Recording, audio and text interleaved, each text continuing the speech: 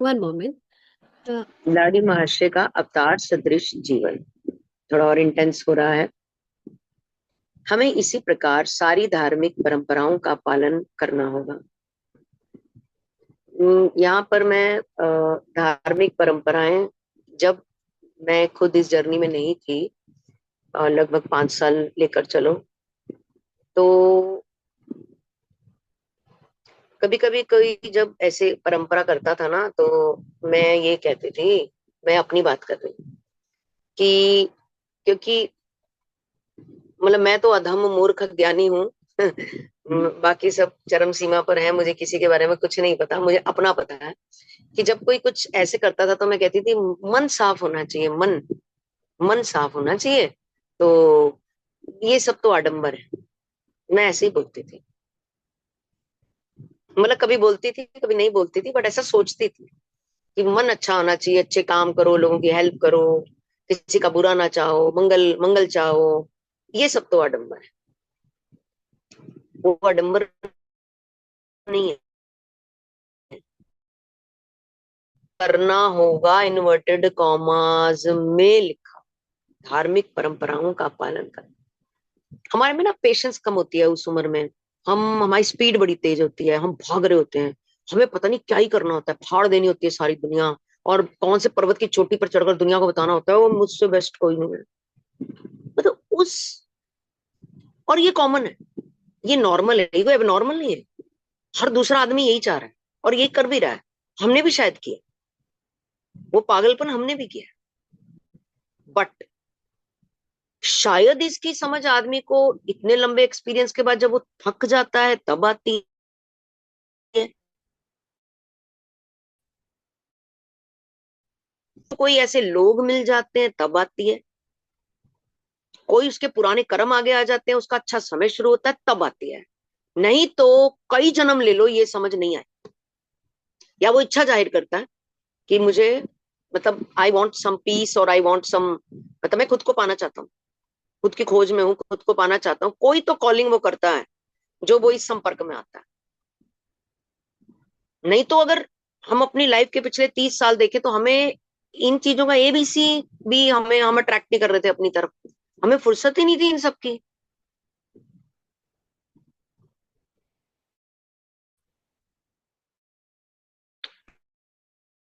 पढ़ा जीत के आना है, नहीं जीत के आए तो रो रहे हैं, इतने बड़े बड़े आंसू बहा रहे हैं, हम जीत के नहीं आए, हमने इतनी मेहनत करी। फिर हम हल्ला कर रहे हैं पार्शलिटी हो गई, वहां तो बड़ी पार्शलिटी हुई, हमें न्याय नहीं मिला। फिर 10 10 दिन तक उदास घूम रहे हैं। ओए होए, ये भी नॉर्मल है, सब नॉर्मल। आज लगता है सब नॉर्मल है, वो सब सीढ़ियां थी, एक्चुअली में वो सब सीढ़ियां हैं, वेस्ट कुछ भी नहीं है।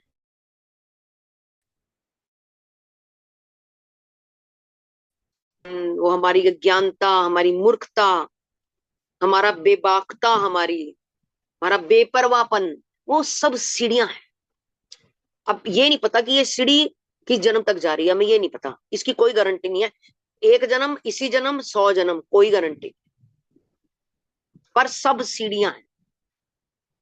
ठोकर खाकर संभलना सीढ़ियां हैं। धार्मिक परंपराओं का पालन करना होगा, नहीं तो नहीं पहुंच पाएंगे। अब उन्होंने कहा जी इस परंपरा में आपको सीधे बैठना है, कमर सीधी रखनी है, इतनी देर तक प्रयास करना है। हम कह रहे हैं मैं तो रीढ़ की हड्डी मेरी तो दुख जाती है, मैं तो इतनी देर तक बैठ नहीं सकता, मैं तो ऐसे नहीं कर सकता, वैसे नहीं कर सकता, क्योंकि हम कंफर्ट जोन में फंसे हुए हैं। तो हम इन धार्मिक परंपराओं का पालन करने के लिए हमारी बॉडी एकदम रिएक्ट करती है कि भाई फंस रहा है तू, सॉरी, मना कर दे, मेरे से नहीं होगा।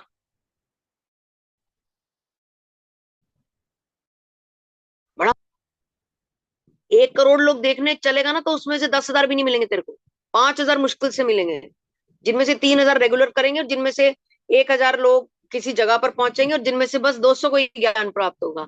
1 करोड़ में 200 की रेशो है, पागल अपना जीवन खराब करेगा, बॉडी के अंदर से ही आवाज आएगी। हमारे सबसे बड़े दुश्मन हम खुद हैं, उसके बाद दुनिया आती है, बट पहले हम।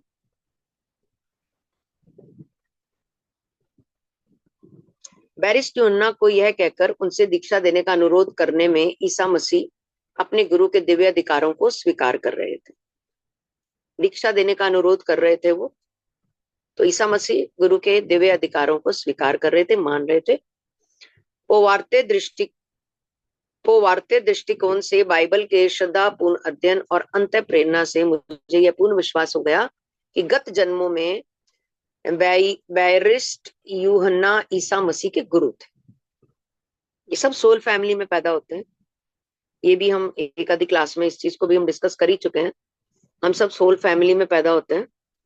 अगर हम में से कोई जाता है और उसका इस जन्म में जिनके साथ रिलेशन है, अगले जन्म में उन्हीं के इर्द गिर्द पैदा होता है, अपने कर्म के अनुसार। सताया गया है तो सताने के लिए पैदा होता है, दुलार किया गया तो दुलार देने के लिए पैदा होता है, उसकी चुगली की गई तो आपकी चुगली करने के लिए। और सोल फैमिलीज में ही जन्म, ऐसे नहीं होगा कि वो हमारी सारी फैमिली को छोड़ के अनदर किसी उसमें जन्म ले लेगा, नहीं। सोल फैमिलीज एक साथ जन्म लेती हैं और कई जन्मों तक एक साथ घूमती हैं, जब तक हम कर्म को क्लोज नहीं करते। जब तक हम कर्म को क्लोज नहीं करते, हम सोल फैमिली में ही जन्म लेते हैं। कर्म क्लोज करने के दो फायदे होते हैं, या तो हम बैकुंठ धाम चले जाते हैं, हमारा मनुष्य जन्म होता ही नहीं, और या कर्म क्लोज करते हैं तो हम उस जगह जन्म नहीं लेते, क्योंकि हमने अपना कर्म क्लोज कर दिया है। हमने किसी को परेशान किया था, इस जन्म में वो हमें रज के छक के परेशान कर रहा है, छक के। और हम रोज परमात्मा से उनके लिए ब्लेसिंग्स मांग रहे हैं और अपने कर्म को रियलाइज कर रहे हैं, एक्सेप्ट कर रहे हैं कि जरूर हमसे कोई गलती हुई, हमने आपकी मतलब आपके आदेश के अनुसार हमने काम नहीं किया, मतलब मैं बुरा इंसान रहा, मेरे से गलती हुई, और अभी आपके सामने आ रहा है और आप उसके लिए निरंतर क्षमा प्रार्थी हैं, और आप उस पर्सन को ब्लेसिंग्स भेज रहे हैं जो आपको सबसे ज्यादा टीज कर। जब हम निरंतर ये काम करते हैं तो देखिए ना, कंपैशन आ गया ना आपके अंदर, उस पर्सन के लिए कंपैशन आ गया। अब आपका उससे दुश्मन वाला रिश्ता ही नहीं रहा, आप रोज ब्लेसिंग मांग रहे हो, माफी मांग रहे हो, ब्लेसिंग मांग रहे हो, माफी, तो वो कर्म क्लोज होता है। ये मैथडोलॉजी है कर्म क्लोज करने की, बट ये करना आसान नहीं होता, बहुत प्रैक्टिस चाहिए। उनके गुरु थे, बाइबल के अनेक परिच्छेदों से अपने पिछले जन्म में क्रमशः एलाइजा और उनके शिष्य एतीशा थे। पुराने नियम ओल्ड टेस्टामेंट में यही नाम दिए गए हैं। यूनानी अनुवादकों ने इन नामों को इलियास और इलिसियस लिखा है, इसलिए नए नियम न्यू टेस्टामेंट में ये नाम इन यूनानी रूपों में ही दिए गए हैं। नए नए उसमें भी यूनानी ही नाम दिए गए हैं। पुराने नियम का अंत ही एलाइजा और एलिशा के पुनर्जन्म की भविष्यवाणी के साथ होता है। पुराने नियम का अंत, जब उनका नया जन्म होता है तो उनका पुराने नियम का अंत भी हो जाता है। देखो, प्रभु के उस महान और भयंकर दिन के आने से पहले ही मैं एलाइजा पैगंबर को तुम्हारे पास भेज दूंगा। इस प्रकार प्रभु के आने के पहले भेजे गए एलाइजा का जन्म ईसा से थोड़ा पहले उनके अग्रदूत का काम, यानी कि जब कोई दिव्य आत्मा जन्म लेने वाली होती है तो उस दिव्य आत्मा की सेवा के लिए कुछ दूत पहले से भेज दिए जाते हैं, क्योंकि वो प्रभु के क्लोज बंदे होते हैं, प्रभु की पार्टी के लोग होते हैं। जैसे प्रभु की पार्टी का कोई बंदा आने वाला है तो प्रभु किसी को उनसे पहले जन्म दे देता है कि तुम इनका, आपने देखा होगा ना, प्रभु, अब आप प्रेमानंद जी को देखो, प्रेमानंद जी की सेवा के लिए कुछ लोग उनके इर्द गिर्द रहते हैं जो चेहरे आप हमेशा देखते हो। उनमें से एक मेरे ख्याल रेसलर है, एक इंजीनियर है, जो अपनी अपनी अपनी जीवन यात्रा को त्याग कर उनकी चरम चरम सेवा में आ गए। ऐसे ही कुछ अग्रिम लोगों को वो भेज देता है कि तुम इनकी सेवा के लिए नियुक्त किए जाते। ऐसे ही जो हमारे घर में हाउस हेल्प होती है वो भी ऐसी ही सेवा के लिए भेजी जाती है, वो भी कार्मिक ही होता है, इसलिए उनके साथ कभी भी रिश्ता खराब नहीं करना चाहिए। आपने देखे होंगे कई बार कॉलोनी में कुछ ऐसे घर होते हैं जिनके घर हर 3 महीने के बाद हाउस हेल्प चेंज हो जाती है। कभी कोई काम कर रही थी, कभी कोई, कभी कोई, कभी कोई, कभी कोई, और 10 साल में वो बीसीओ चेंज कर लेते हैं। This is very very wrong, very very wrong. जो भी आपके हिस्से में आई है उसको संभाल के रखो, वो आप ही का कर्म है, और कर्म को क्लोज करना सीखो, उसको खुश रखो, कंपैशनेट रहो उनके लिए, क्योंकि बताया ना हमने सोल फैमिली है, वो सोल फैमिली का हिस्सा है। हमारी एक नॉन फैमिली में रमेश भैया हैं, रमेश भैया उनके घर आई थिंक 32 साल होने वाले हैं। रमेश इस टाइम 42 के 45 साल का है, और शायद 16-17 साल का था तो वो उनके घर आया था। आज भी वो उनकी बहुत सेवा करता है। आंटी जी बुजुर्ग हो गई हैं, 70 में पहुंच गई हैं, वो आज बनी कि वो इतने सालों से उनके घर में सेवा कर रहा है, अभी भी सेवा कर रहा है, अभी तो कर ही रहा है। पता नहीं आगे भी कितना टाइम तक। अंकल आंटी बुजुर्ग हो चुके हैं बिल्कुल, और छोटा सा बच्चा था उनके घर। ये बच्चा नहीं है, ये कर्म है उनका, ये उनका कर्म है, जो ऐसे माँ बाप की तरह उनकी सेवा कर रहा है। इतनी उनके बच्चे भी नहीं कर रहे अपने जितनी वो सेवा कर रहे हैं। तो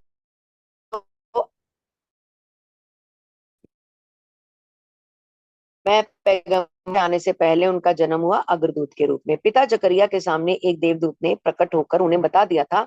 जैसे जैसे योगानंद जी की माता जी को भी सिग्नल आ गए थे, उनके माता पिता को सिग्नल ऑब्वियसली आ जाते हैं, देवकी माँ को, इधर से नंद बाबा को, सबको किसी न किसी तरह के सिग्नल मिले थे कि उनके यहाँ कौन प्रकट हो रहा है। पिता जकरिया के सामने देवदूत ने प्रकट होकर बोल दिया था कि उनका होने वाला पुत्र यूहन्ना और कोई नहीं बल्कि स्वयं लाइजा ही है। परंतु देवदूत ने उससे कहा, डरो मत जकेरियास, क्योंकि तुम्हारी प्रार्थना सुन ली गई है और तुम्हारी पत्नी एलिजाबेथ एक पुत्र को जन्म देगी और तुम उसका नाम यूहन्ना रखोगे। और इज़राइल की असंख्य संतानों को वह उनके प्रभु ईश्वर।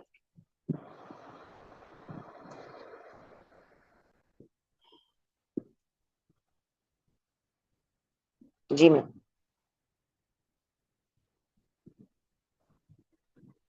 की और मोड़ेगा, मतलब बहुत लोगों को वो प्रभु के पथ पर लेकर जाएगा। प्रभु के पथ पर हम नहीं जा सकते, आप मैं हम में से कोई भी नहीं जा सकता, क्योंकि हम कलयुगी हैं। हमने कोई बहुत पाप किए थे जो हमारा जन्म कलयुग में हुआ, सतयुग में नहीं हुआ। इसलिए अगर हमने मनुष्य जन्म लिया ना, तो हमें 30 मार खानी समझना अपने आप को, फन्ने खानी समझना, चाहे हमने संपन्न घर में ही जन्म क्यों ना लिया। हमें ये नहीं समझना कि हम तो बहुत बड़ी तोप हो गए, हम 84 लाख योनियों के जानवर नहीं बने, हम तो इंसान बन गए। ये खुशी की बात नहीं है। हमने कलयुग में जन्म लिया है, यानी कि हमने ऐसे कर्म किए थे कि हमें कलयुग में भेजा गया, हमारा चुनाव कलयुग के लिए किया। पता ना, ये ए हाउस है, ये बी हाउस है, सी हाउस है, A house very good, B house okay, C house very bad. तो हम वेरी बैड में आए। हमारे अंदर, हमारे सॉफ्टवेयर में सारी बुराइयां सॉफ्टवेयर में डली हुई हैं। अच्छी चीजों के लिए हमें प्रयास करने, जैसे हम क्लास में बैठे हुए हैं, 50 साल तक तो नहीं आई ना हमारे पास ये चीजें। अच्छी चीजों के लिए जब हमने अपनी एनर्जी को रिलीज करते हैं ना, अपनी एनर्जी को इधर उधर, हमारी एनर्जी छत्तीस जगह टंगी हुई है। जब अभी आज मैं एक छोटा सा, आई थिंक 10 सेकंड का भी एक वीडियो नहीं है, वो मैं अभी क्लास के बाद ग्रुप में डालूंगी। मतलब जो अभी हम बोल रहे हैं ना, मतलब कमाल ही है। 10 10 सेकंड में वो मैसेज दे रहा है, बहुत बड़ा मैसेज, सिर्फ 10 सेकंड में बिना बोले। सिर्फ रीड करनी है आपने 2 4 लाइनें। तो हमारी एनर्जी जगह जगह जगह जगह अटकी पड़ी है। मेरी माँ को उनकी बहू बहुत परेशान कर रही है, वहां अटकी पड़ी है। पिताजी को फलाना चैलेंज आ रहा है, फिजिकल जॉब में ये सीन चल रहा है, बॉस बड़ी बदतमीजी करता है, मालिक बड़े हरास करते हैं। नहीं, ये मेरा मालिक बड़ा अच्छा है। अच्छा तो बहुत है, शाम को काम पे बुला लेता है, अपने बाजार के काम करवाता है, अपनी फैमिली के काम करवाता है, मतलब 10,000 तरह के। ये सब जगह एनर्जी ऐसे ऐसे ऐसे करके, जैसे वो ईसीजी होती है ना, तो चेस्ट पे 10 तरह के बटन लगा देते हैं, ऐसे एनर्जी सब जगह सक हो रही है। तो फिर हमारे पास कहाँ बची जो भगवान को ढूंढेगी? कहाँ है हमारे? हमारे पास हमारी एनर्जी है ही नहीं। हमारी एनर्जी तो बटी पड़ी है, टुकड़ों में हजार। हम तो खोखले कंकाल है बिल्कुल। हमारे अंदर प्रभु का ये भी नहीं है। हम कर भी नहीं पा रहे हैं, क्यों? क्योंकि जब हम अपनी एनर्जी को समेटेंगे, जब हम ये समझेंगे कि ये सारी चीजें मेरे को मुझसे ही चुरा रही हैं, ये मेरी चोरी कर रही हैं, ये मुझसे मेरी एनर्जी की चोरी हो रही है, जब मैं इस चोर को समझ पाऊंगा, ये समझो कि तब मैं खुद को समझ पाऊंगा। तब मैं खुद को समझ पाऊंगा कि मुझे रोज चोरी नहीं होने देना अपने आप को। मुझे मेरी एनर्जी को सेव करके रखना है, ताकि मैं उस परमात्मा के साथ कनेक्ट हो पाऊं। बिना एनर्जी के मैं परमात्मा के पास कैसे जाऊंगा? ये एनर्जी तो लाइसेंस है जिसके थ्रू मैं उनको पाने की कोशिश करूंगा। गुरु हमें सिखा रहे हैं और हमारा ध्यान अटका पड़ा कहीं पे, कैसे हम गुरु की बात सुन सकते हैं? हम सुन ही नहीं सकते। बहुत मुश्किल है, आसान नहीं है, क्योंकि ये एनर्जी हमें कभी भी टिक कर बैठने नहीं देती है। अभी किसी का सेशन चल रहा है, अकाउंटेबल पार्टनर उन्होंने एज अ मेरे साथ कनेक्ट किया हुआ है। तो वो कहते थे, जब मैं ब्रीथ करती हूँ ना तो मेरी घबराहट होती है, मैं आंखें खोल देती हूँ, मुझे ऐसा लगता है मैं गड्ढे में गिर रही हूँ। अभी आज शायद 20वां या 15वां दिन है, तो अभी सांसों के साथ दोस्ती हो गई है, क्योंकि रोज ये काम कर रहे हैं। उनको करा करा के मेरी भी बढ़िया दोस्ती होती है। एनर्जी की वो बात कर रहे हैं, वही सेम एनर्जी। की ओर मोड़ेगा, और वह इतिहास की तरह ही और इलियास की पूरी शक्ति के साथ उसके पहले जाकर पिताओं के हृदय संतानों की ओर मोड़ दे। वह उनके मन को, उनके भावों को, जैसे हम सब लोग इस क्लास में आए हैं, हमें भी किसी ने मोड़ा है, ऐसे ही वो भी कह रहे हैं कि उनके हृदय संतानों की ओर मोड़ देगा। आज्ञा ना मानने वाले के हृदय धर्मनिष्ठ लोगों के ज्ञान की ओर मोड़ देगा। मतलब पिताओं के हृदय को संतानों की ओर मोड़ देगा पूरी शक्ति के साथ पहले ही जाकर। और आज्ञा ना मानने वाले के हृदय को, हम तो नहीं मानते भगवान वगवान कुछ होते हैं, ऐसे लोग जो बहुत ही भौतिक होते हैं, बहुत ही मेटेरियलिस्टिक होते हैं, बहुत ही लॉजिकल होते हैं, लॉजिकल, ऐसे सब तरह के लोग होते हैं। हम मिक्स होते हैं, हमारे हमारे सोसाइटी में हर तरह के लोग होते हैं। बहुत धर्मनिष्ठ भी मिल जाएंगे, एकदम अज्ञानी भी मिल जाएंगे, पापी भी मिल जाएंगे, दुष्ट भी मिल जाएंगे। क्योंकि चार तरह के लोग होते हैं। एक होते हैं, उन्हें हम बताएं ना कि ये काम नहीं करना, तो वो कहते हैं ओके, और वो काम वो कभी नहीं करते। एक होते हैं, किसी को बताओ ये मत करना, वो कहने से नहीं मानते, वो देख के मानते हैं, वो करके मानते हैं, कहने से नहीं मानेंगे। ऐसे करोगे तो गिर जाओगे, जाएंगे, गिरेंगे, फिर कहेंगे अच्छा अब नहीं करूंगा। तीसरी तरह के लोग होते हैं जो जाते हैं, गिरते हैं, उन्हें फिर भी समझ नहीं आती, उन्हें फिर भी समझ नहीं आती, और वो बार बार जाते हैं। जैसे रेड लाइट क्रॉस करना, एक बार गए, पकड़े गए, अगली बार कहेंगे साला अब भाग के दिखाऊंगा मैं, अब पकड़ के दिखाइए मेरे को। तीसरी बार, चौथी बार, 15वीं बार, 25वीं बार, बार बार गलती करेंगे। ये तीसरी तरह के लोग होते हैं। और चौथी तरह के लोग होते हैं जो किसी की सुनने को ही तैयार नहीं होते, बोलते हैं मुझे सब पता है, मुझे मत सिखाओ, I am the best, I know everything. ये चौथी तरह के लोग होते हैं। इनमें से हम कैसे हैं, हम अपने आप का मापदंड करते हुए चलेंगे। और इस प्रकार प्रजा को प्रभु के आगमन के लिए तैयार करेगा, यानी कि सारी प्रजा जो है वो उस प्रभु के संपर्क में आ जाएगी, मान जाएगी कि हाँ, हम प्रभु को पाने के लिए तैयार हैं। ये जो भी हमने चार तरह के प्राणी बताए, ऐसे नहीं रहेंगे, सब कहेंगे कि हाँ हमें प्रभु को पाना है, ऐसा वो कर देंगे। उनके मैंने बोला ना अभी स्टार्टिंग में कि हमें भी किसी ने मोड़ा है इस तरफ, किस कोई मनुष्य के रूप में आया, कोई किस रूप में आया हमें नहीं पता। मेरे को तो इस यात्रा पे सुनैना मैम लाए थे, तो वो मनुष्य के रूप में ही आएगा, आपके किसी मित्र के रूप में, किसी रिश्तेदार के रूप में, किसी अज्ञानी ट्रेन में जाने वाले के रूप में। वो ट्रेन में जाता हुआ आपको एक किताब पकड़ा देगा ऐसे, आप- आपसे निकालेगा और योगानंदा जी की किताब ही आपको दे जाएगा, खत्म। वो आपकी जिंदगी में एक लेक्चर ओपन करके चला गया, आपकी जिंदगी में एक पड़ाव ओपन करके चला गया, हमें नहीं पता, वो ओपन करके चला गया। ऐसे कोई आएगा, तो ऐसे वो उन्होंने तैयार कर दिया सबको कि अब प्रभु आने वाले हैं, get ready for that. Isa Masih ने दो बार निस्संदिग्ध शब्दों में एलाइजा की पहचान यूहन्ना के रूप में बताई थी। दो बार उन्होंने बताई थी। एलिजा पहले ही आ चुके हैं और लोग उन्हें पहचान नहीं पाए। तब शिष्यों की समझ में आया कि ईसा उन्हें द बैरियस्ट के बारे में बता रहे थे। दूसरे एक स्थान पर ईसा मसीह कहते हैं क्योंकि यूहन्ना तक के सभी पैगंबरों और शास्त्रों ने भविष्यवाणी की है, और यदि तुम उन्हें स्वीकार करो तो वह वही इलियास है जिनके आने की वह भविष्यवाणी की। वो सूचना दे रहे हैं, लोगों को बता रहे हैं कि ये वही है जिनकी भविष्यवाणी की गई थी। ऐसे नामों की कंफ्यूजन की वजह से हो सकता है बहुत ज्यादा समझ नहीं आ रहा हो, आपको कंफ्यूजन हो रही हो, मुझे भी हो रही है, तो टेक इट इजी, जस्ट हम सुनते जाएं। जो मेन थॉट निकल कर आ रहा है वो क्लियर हो रहा है कि उनके आने से पहले किसी के आगमन के लिए किसी को भेज दिया गया, जिनका मेन पर्पस था लोगों को ईश्वर की राह पर चलाना। और उन्होंने ये सूचना दे दी थी कि ये पर्सन जो इस रूप में आए हैं, उन्हें तुम पहचान नहीं रहे हो, ये वही है। तब शिष्यों को ज्ञात हुआ कि अच्छा, उन्होंने जिनका नाम लिया था ये वही है। बस इतना ही हमें समझ में आ गया, बहुत बढ़िया है। इससे ज्यादा हमने बहुत ज्यादा नामों में नहीं जाना। जब यूहन्ना ने इससे इनकार किया कि वह इलियास एलिजा है, तो उनका अभिप्राय था कि यूहन्ना की दीन भूमिका में वे महान गुरु एलाइजा के बाह्य गौरव एवं प्रताप का प्रयोग नहीं करने वाले थे, उसका उसका यूज नहीं करने वाले थे, जो भी उनके पास फेम पहले रहा है। अपने पिछले जन्म में उन्होंने अपनी महिमा और आध्यात्मिक संपदा अपने शिष्य एलीशा को दे दी थी। और एलीशा ने कहा, मैं आपसे प्रार्थना करता हूं कि आपकी शक्ति दुगनी होकर मुझ में आ जाए, भाई आप में जितनी शक्ति है उससे दुगनी होकर ये मुझे मिल जाए। तब एलाइजा ने कहा, तुमने बड़ी मुझसे दूर किया जाए, अब तुम अगर मुझे देख सके तो तुम्हारी इच्छा पूर्ण हो जाएगी। और एलिजा की पूर्ण आध्यात्मिक संपदा एलिशा में आ गई। भूमिकाओं में अदला बदली हो गई, शरीर बदल गए, शरीर बदल गए, और जो उनकी शक्तियां थी वो एलिशा में आ गई। बल्कि एलिशा ने प्रे की कि जितनी आप में शक्ति मुझे उससे दुगनी हो जाए, तो उन्होंने उसकी भी परमिशन दे दी। और वो आध्यात्मिक आध्यात्मिक संपदा यानी कि प्रभु को पाने का खजाना, वो प्रोसेस, वो रास्ता, वो वे जिसके थ्रू हम उस परम शक्ति को पा सकते हैं, आज भी वो खजाना है दुनिया में। उसको बताने वाले भी हैं, पर लोग उस मार्ग पर चलना नहीं चाहते क्योंकि वो सरल नहीं है, वो आसान नहीं है।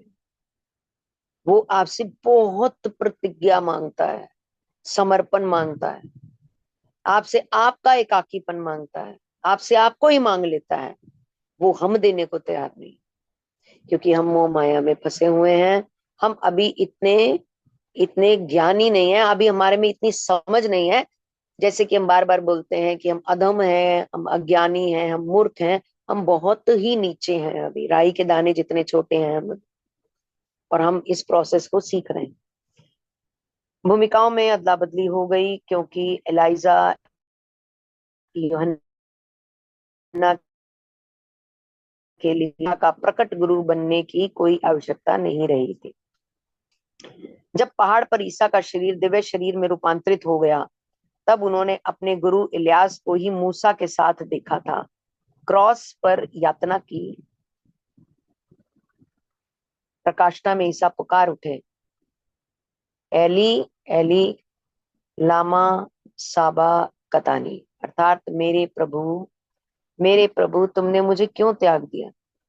वहां जो लोग खड़े थे उनमें कुछ ने जब यह सुना तो उन्होंने कहा, यह आदमी इलियास को पुकार रहा है, देखते हैं कि इलियास इसे बचाने के लिए आते हैं या नहीं। अच्छा, उन्होंने कहा तुमने मुझे क्यों त्याग दिया। तो लोगों ने सुना और उन्होंने बोला ये किसी को पुकार रहा है। अब ये जिसको भी पुकार रहे हैं उनका नाम इन्होंने इलियास बताया। अब देखते हैं, लोग टेस्ट करते हैं, हाँ देखते हैं तुम्हारे भगवान तुम्हारे पास आते हैं। यूहन्ना और ईसा के बीच जो कालातीत गुरु शिष्य संबंध था, वही बाबा जी और लाड़ी महाशय जी के बीच भी था, यूहन्ना और ईसा के बीच। मृत्युंजय गुरु अत्यंत वात्सल्य के साथ अपने शिष्य के 2 जन्मों के बीच के अथाह सागर को पार कर बालक लाहड़ी और फिर युवा लाहड़ी द्वारा उठाए गए कदमों का मार्गदर्शन करते रहे। मृत्युंजय गुरु अत्यंत वात्सल्य के साथ अपने शिष्य के 2 जन्मों के बीच के अथाह सागर को पार कर बालक लाहड़ी और फिर युवा लाहड़ी द्वारा उठाए गए कदमों को मार्ग उन्हें बताते गए, सिखाते गए, उन्हें वे बताते गए कैसे इस मार्ग पे चलना है। अब ये जो मृत्युंजय गुरु अत्यंत वात्सल्य के साथ, ये उन्हीं का ही अगला जन्म हुआ है लाड़ी मास्टर जी के रूप में। जन्मों 2 जन्मों के अथाह सागर को पार करके उनको वो गाइड कर रहे हैं। चलो आगे देखते हैं और क्लैरिटी होगी इसमें। शिष्य के जीवन के 33वें वर्ष में पदार्पण करने से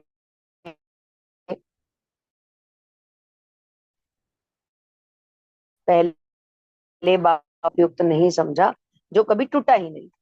ये पिछले जन्म से चल रहा था। पिछले जन्म की बहुत सारी गाथाएं कहानियां हम सुनते, कहानियां नहीं है वो यथार्थ है, हम सुनते हैं। कई बार हम यकीन कर पाते हैं, कई बार नहीं कर पाते। अभी हम उसी के बारे में सुन रहे हैं। बाबा जी ने बाबा जी ने उनको, मतलब जब से उनका जन्म हुआ 33वें वर्ष तक उनके जीवन में उन्होंने कोई हस्तक्षेप नहीं किया, ना कोई पर्दापण किया, ना प्रकट हुए, ना उन्हें कुछ बताया, ना दिखाया, ना समझाया, कुछ नहीं। उन्होंने ऐसा उपयुक्त नहीं स्थापित करना, उपयुक्त नहीं। गुरु को सब पता है, प्रभु को सब पता है, हम मूर्ख हैं, हमें कुछ नहीं पता। उनकी रचना में क्या बड़ी काम होता है हमें नहीं पता, हमें नहीं पता। हम तो जो प्रेजेंट में हो रहा होता है उसके हिसाब से अपने अपने भाव रख देते हैं। आगे पीछे की कहानी हमें ना पिछले जन्म की पता, ना आगे की पता, हमें कुछ नहीं पता। जो कभी टूटा ही नहीं था संबंध, क्योंकि संबंध तो पहले से ही चल रहा है, अब नहीं किया। संबंध तो पहले से ही चल रहा था, जो कभी टूटा ही नहीं था। रानी खेत के पास अल्प समय के मिलन के बाद निस्वार्थी गुरु ने अपने प्रिय शिष्य को अपने पास नहीं रखा। रानी खेत के पास अल्प समय के मिलन के बाद गुरु ने शिष्य को अपने पास नहीं रखा, बल्कि लाड़ी महाशय को जगत में अपना जीवन कार्य पूरा करने के लिए छोड़ दिया, जैसे ज्ञानानंद, जैसे इनको छोड़ दिया था, योगानंद जी को छोड़ दिया। मेरे पुत्र, जब भी तुम्हें मेरी आवश्यकता होगी मैं आ जाऊंगा। कौन सा मर्त्य प्रेमी इस प्रकार के वचन में निहित अनंत तथ्यों की पूर्ति कर सकता है? कौन सा मर्त्य प्रेमी इस प्रकार के वचन में निहित अनंत तथ्य, अभी आगे क्या होने वाला है, जब तुम्हें जरूरत होगी मैं आ जाऊंगा। कितनी बड़ी, कितनी गहरी और कितनी विशाल लाइन है ये, कि अब तुम जाओ, जब तुम्हें जरूरत होगी मैं आ जाऊंगा। मतलब एक महासागर में फेंक दिया शिष्य को, और फिर से बोला जब तुम्हें जरूरत होगी। मतलब ये छोटा सेंटेंस नहीं है, बहुत बड़ा सेंटेंस है, बहुत बड़ा।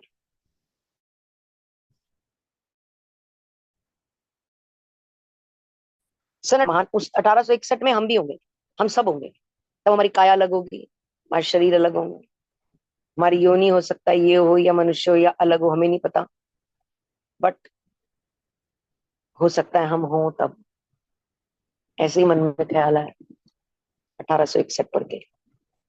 काशी के एक एकाकी कोने में एक महान आध्यात्मिक पुन पुनरुत्थान का श्री गणेश हुआ। काशी के एकाकी अकेले से कोने में एक महान आध्यात्मिक पुनरुत्थान का श्री गणेश हुआ। साधारण लोक समाज इससे पूर्णतः अनभिज्ञ था। जिस प्रकार फूलों की सुगंध को छिपा कर नहीं रखा जा सकता, उसी प्रकार आदर्श ग्रस्त का जीवन चुपचाप व्यतीत करते लाड़ी महाशय अपने स्वाभाविक तेज को, मतलब खुशबू कैसे छिप जाएगी अगर किसी के अंदर ज्ञान है, वो लाख चुप रहे, वो किसी ना किसी तरह से झरोखे से बाहर आ जाता। क्योंकि कीचड़ में हीरा पड़ा हुआ है, अपनी चमक छोड़ दे। गुलाब कहीं पड़े हुए हैं, हमने नहीं बताया गुलाब है यहाँ पे।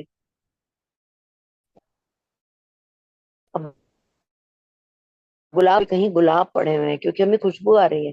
गुलाब कूद कूद कर नहीं बोल रहा कि मैं यहाँ बैठा हूँ, स्वभाव ऐसा उसका।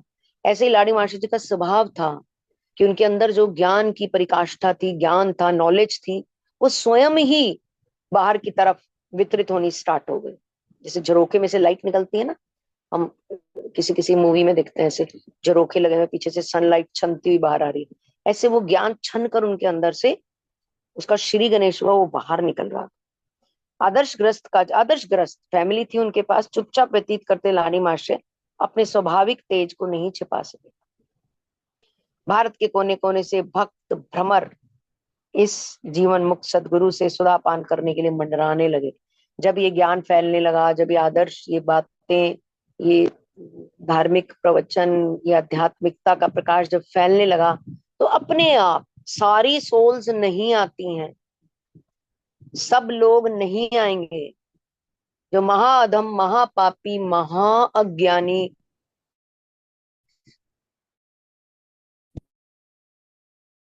जो जो लगने हैं अपने पापों को धोने के लिए, वो कभी इस नॉलेज में नहीं आएंगे। वो आपकी सुनेंगे ही नहीं, वो आपको महामूर्ख डिक्लेयर कर देंगे।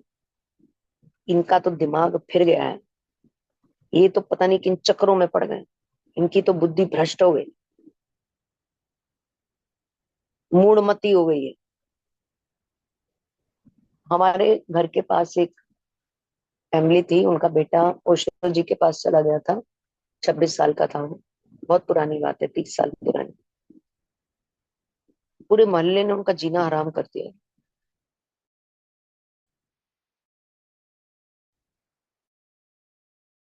मतलब घर में तो पाप कर दिया किसी ने। वो वहां जाके ब्रह्मचारी ले लिया था उन्होंने, ब्रह्मचारी हो गए थे वो, मतलब संत हो गए थे, फिर नहीं आए वो कभी वापस। तो समाज ने एक्सेप्ट नहीं किया था उनको, बल्कि एक तरह से बाइकआउट टाइप ही कर लिया था कि हमारे बच्चों को ये चीजें ना पता चले, और हम तो उनका जिक्र भी ना करें, ऐसे कर लेते थे कि बात भी ना हो इनकी। तो सब नहीं आएंगे यहाँ पर, बहुत गिनती के कोई महापराक्रमी, अच्छे कर्म के लोग, या जिन पे प्रभु की प्रकाश, प्रभु की कृपा, प्रभु का ब्लेसिंग्स जिन पर पड़ जाएगी, वो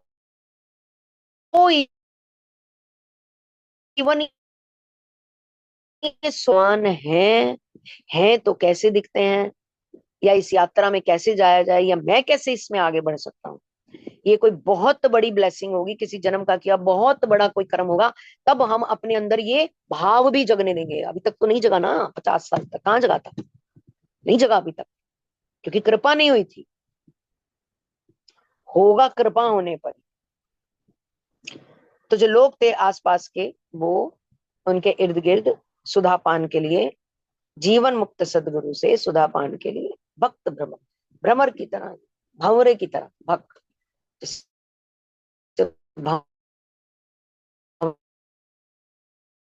अपना के केसर उसको जहां से मिलना होता है वो ढूंढ ही लेता है ना, पहुंच ही जाता है। वो फूल कई बार ऐसे बंद होने लगता है कि मैं बंद हो जाऊंगा, पर वो इतनी दीवानगी में होता है, वो भूल जाता है कि फूल बंद हो गया तो उसकी मृत्यु हो सकती है, वो ये जीवन समाप्त हो जाएगा, पर उसको उससे कोई लेना देना नहीं होता, क्योंकि उसका इश्क उस फूल के साथ इतना गहरा चल रहा होता है, इतना गहरा कि उसको इन सब चीजों से कोई लेना देना नहीं। बिल्कुल ऐसा ही इश्क होता है ईश्वर के साथ। कब ईश्वर में लीन हो जाते हैं, कब प्रभु अपने में समा लेते हैं, इंसान को पता ही नहीं चलता। तो ऐसे ही लोग उनके पास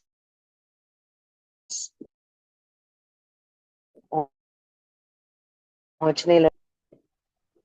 आनंद मग्र बाबू कहने वाले अंग्रेज ऑफिस सुप्रिटेंडेंट के ध्यान में सबसे पहले यह बात आई कि उनके कर्मचारी में कोई आनंद मग्न बाबू, उनको बुलाते थे प्यार से आनंद मग्न, मगर नहीं, आनंद मग्न बाबू, वही रहते होंगे अपनी मौज में, अपने ख्यालों में, अपनी मस्ती में, अपना अलग ही स्टाइल होगा उनका। इलानी मास्टर जी की बात हो रही है, तो वो ऐसे ही रहते होंगे, तो उन्होंने उनका नाम ही रख दिया आनंद मगन बाबू, कि अपनी ही रॉ में जो बह रहा हो।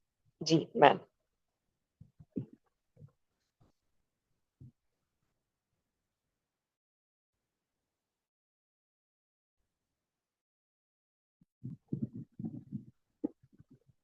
मोनिका जी आपकी आवाज बंद नेक्स्ट पेज तो शायद क्या या?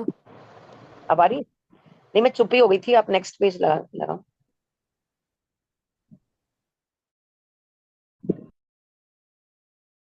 तो परिवर्तन आ रहा है, बदलाव तो आएगा ही। जब आप प्रकाश पुंज की तरफ बढ़ रहे हो, तो प्रकाश आपके चेहरे पे पड़ रहा है, तो चमक तो आएगी।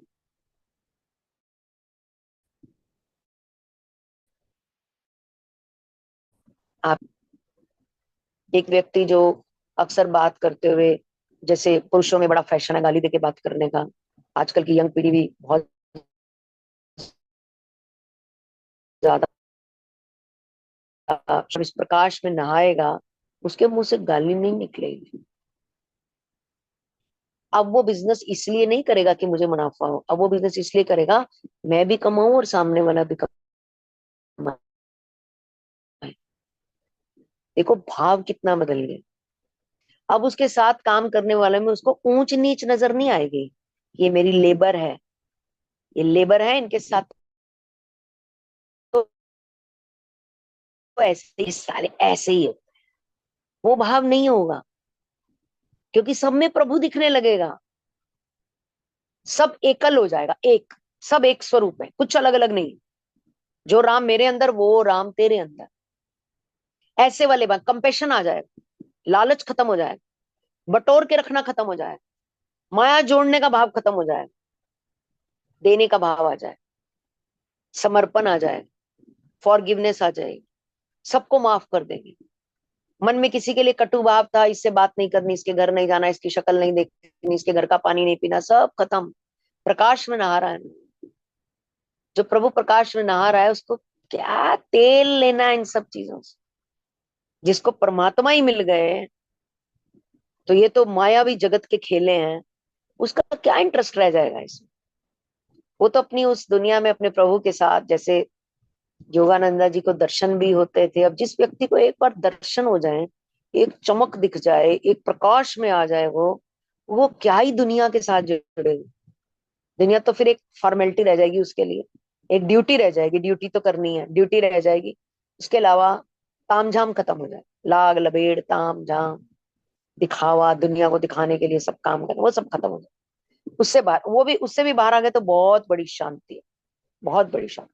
सर आप दुखी लगते हैं, क्या बात है? एक दिन सुबह लाड़ी महाशय ने अपने सुप्रिटेंडेंट से पूछा, इंग्लैंड में पत्नी उनकी गंभीर रूप से बीमार है, उन्हें बहुत चिंता हो रही। वो बोले मैं आपको उनका कुछ समाचार ला देता हूँ। दाढ़ी महाशय वहां से चले गए और एक एकांत स्थान में कुछ देर बैठे।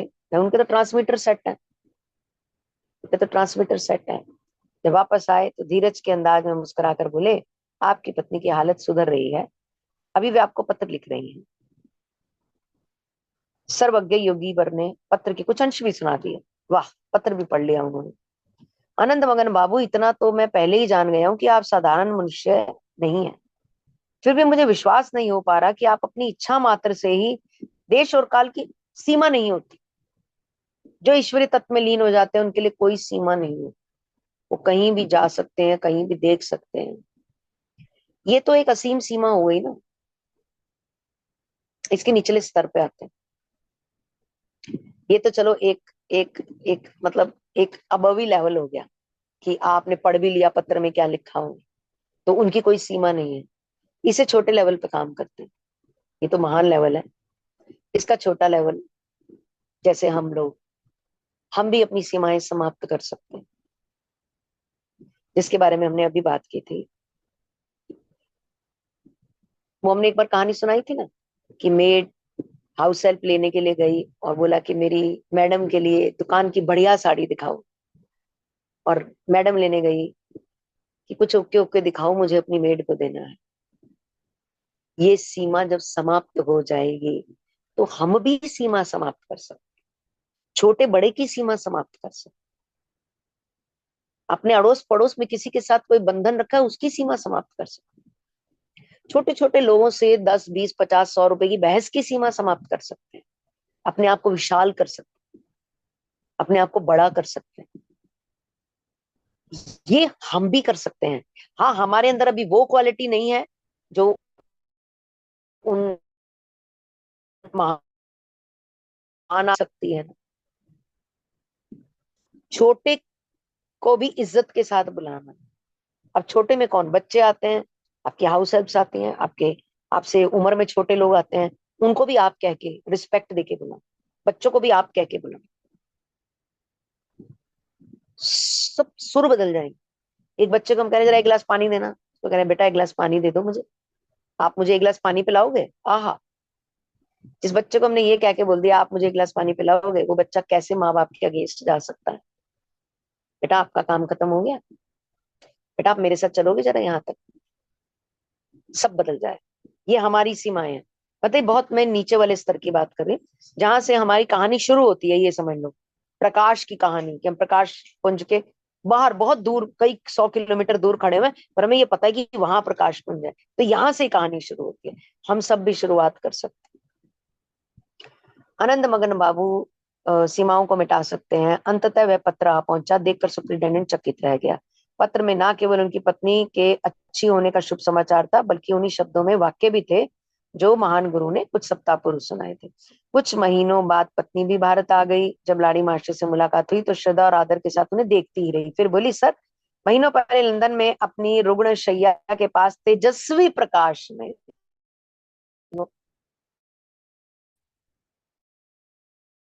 वो वहां पहुंच गए थे, उन्होंने उनको ठीक कर दिया था। कितना अद्भुत है। मतलब प्रभु के पास रहने से ये मिलता है, और मायावी जगत में रहने से आदमी को एक खुशी तक नहीं मिलती। वो खुशी के लिए भागता रहता है सारी जिंदगी, बड़े से बड़े खर्चे करता है कि खुशी मिल जाए, और वो बस उसको तसल्ली और एक सेटिस्फेक्शन ही नहीं होता। बहुत कम लोगों को होती है। आपको देखा था उसी क्षण स्वस्थ हो गई थी। थोड़े ही दिन बाद भारत की लंबी समुद्र यात्रा करने में समर्थ भी हो गई। दिन प्रतिदिन महान गुरु, अब ऐसे धीरे धीरे उनकी वो बढ़ती चली गई। एक दो साधकों को क्रिया योग की दीक्षा देते थे। आध्यात्मिक कर्तव्य और अपनी व्यवसायिक और पारिवारिक जिंदगी के उत्तरदायित्वों के अलावा वे शिक्षा के क्षेत्र में भी सो उत्साह हिस्सा लेते थे। सिखाते भी थे, क्रिया योग भी सिखाते थे, अपनी व्यवसायिक जहाँ जॉब करते थे वहां भी काम करते थे, अपने परिवार को भी देखते थे, सब जगह उत्साह से काम करते थे। उन्होंने कई घरों में छोटी छोटी पाठशालाएं शुरू करवा दी, और काशी के बंगाली टोली, अभी इतना ही करेंगे आज तो शाम में। ओके, अगले अगले पेज की एक लाइन कंप्लीट कर लेते हैं। I will just do that. मोहल्ले में एक बड़े हाई स्कूल के विकास में सक्रिय योगदान दिया था।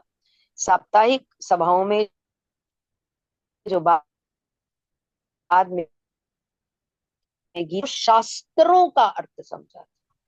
शास्त्र हमारे पास भी हैं, शास्त्र हमारे घर में भी हैं शास्त्र, पर हमने कभी खोले नहीं शास्त्र,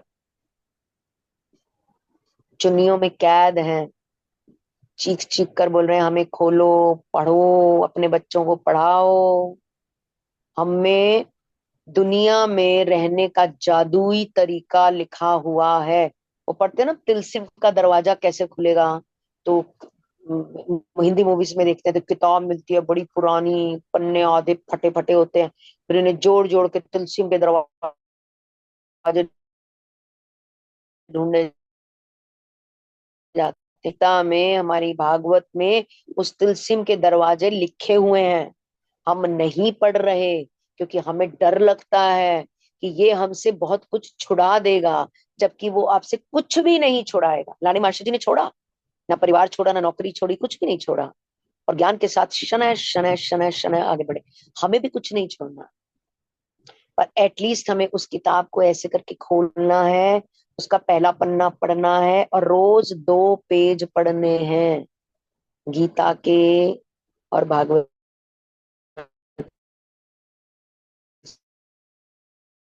जी के। अंदर झाड़ू लगना शुरू हो जाएगा, जो इतना डिटॉक्सिफिकेशन अंदर गंद जमा हुआ है ना, विचारों का गंद, वो निकल जाएगा। जब विचारों का गंद निकलेगा तो शरीर भी स्वस्थ होने लग जाएगा।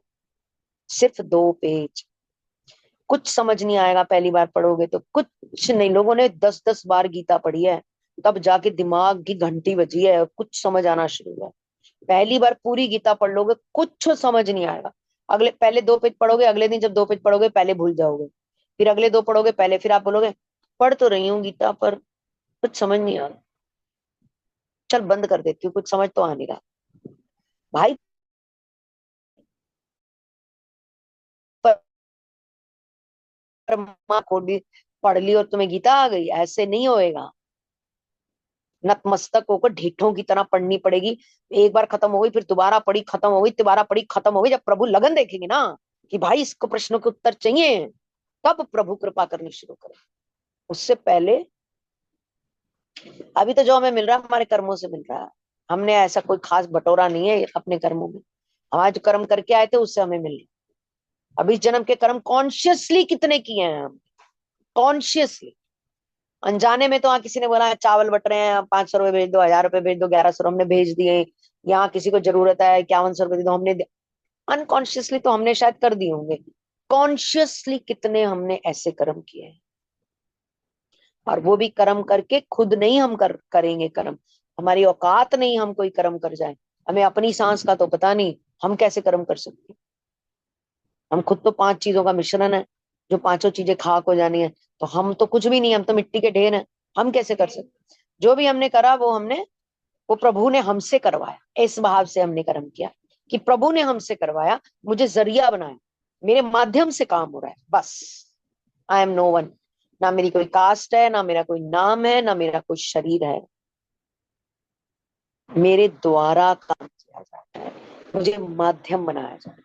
इस भाव से जीना है। जैसे मेरे घर में मैं नौकर रह रहा हूँ, मैं अपने घर में नौकर हूँ, जिसे कोई टेंशन नहीं मालिक क्या कमा रहा है, जिसे कोई टेंशन नहीं घर में क्या आ रहा है। उसको इतना पता है जो कुछ भी आएगा मुझे तो मेरा हिस्सा मिल ही जाएगा, मेरी तनख्वाह तो मिल ही जाए, मिठाई लाएंगे, मैडम जी बनेगी, मेरी कटोरी में 2 टुकड़े तो आ ही जाएंगे, वो बस इतने में निश्चिंत है। दिवाली आएगी, नया जोड़ा मुझे मिल ही जाएगा, खत्म, निश्चिंत। और मिल भी जाता है उनको, क्योंकि आजू बाजू घूम रहे होते हैं आपके, आप सब चीजें ले रहे हो, आप ऑटोमेटिकली उनके लिए भी कुछ लाते हो। तो वो ऐसे ही जीता है। मालिक को नुकसान होता है, उसे कोई लेनी देनी नहीं, उसको कोई फिट नहीं पड़ते, उसको कोई घबराहट नहीं होती कि मालिक को नुकसान हो गया, क्योंकि उसका था ही नहीं। अपने घर में, अपने जीवन में, अपने शरीर में नौकर की तरह रहो, अपने नौकर की तरह। तो जैसे मैं अपने शरीर में अपना नौकर हूँ, अहंकार खत्म हो जाएगा, और मैं सेवा के लिए आया हूँ, लोगों की और परम पिता परमात्मा की। That's all.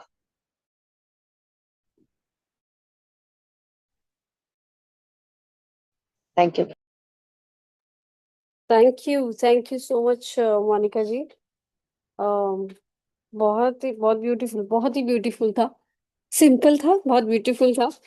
दो चीजें जो व्हेन यू वर शेयरिंग, तो मुझे जो रिफ्लेक्शंस आ रही थी दो तीन। पहली के, जब आप आते हो तो उससे पहले आपका गुरु आ ही जाता है, पहले भेज दिया जाता है। तो आप उसके, आपकी ना आवाज कटती रही है बीच में, वैसे अभी भी आप बोल रहे हैं, शायद कुछ कट रहा है। नहीं, मैंने अभी ऑफ किया हुआ है। अच्छा, बट पता नहीं मेरे एंड से, या तो मेरा नेटवर्क स्लो है। मुझे आपकी कट कट के आ रही थी आवाज। आई डोंट नो सबको ठीक आया कि नहीं, नॉट श्योर। मैं थोड़ा मिस कर रही थी आपकी आवाज बीच में। तो मेरी आवाज क्लियर आ रही है क्या? Am I Audible?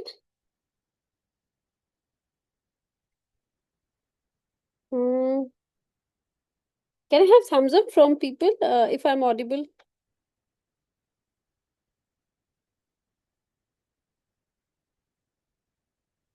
हम्म।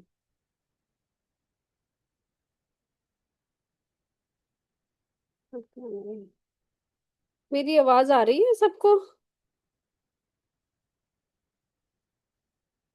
कैसे?